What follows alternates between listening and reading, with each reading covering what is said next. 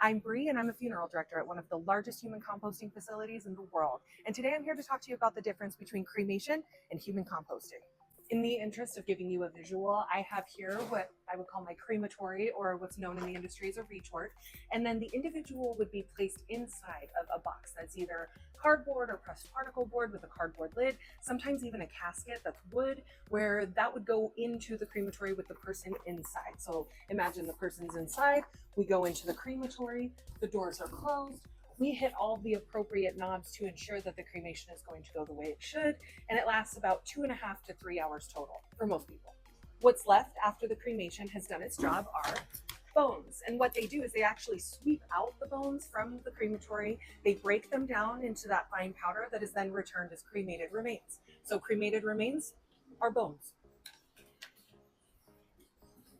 And then we give the remains back to the family in an urn. And that's usually what's scattered or placed at the cemetery or whatever the plans are going to be for that person. And that's the end of a cremation. Now for terramation, what we do is we have a vessel and we fill it partway with a mixture of straw, alfalfa, and sawdust at a certain ratio to the person's body weight. And then the person goes inside on that bed and is covered with a second layer of the straw, alfalfa, and sawdust. And what that does is it puts them between two layers so that it would be like they were buried in nature, but it's contained inside of this optimized environment here. And as you can see, families come and visit and they do decorate the vessels throughout, which is pretty special.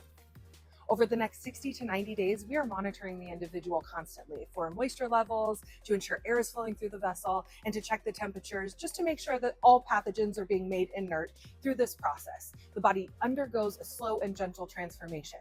That's already a big difference between the 2.5-hour cremation. Now, as many of you point out, we do end up with bones after the first 30 to 60 days of the process. When the body is breaking down, the bones are remaining afterward. And just like cremation, we mechanically break them down to become uniform and unidentifiable with the compost surrounding them.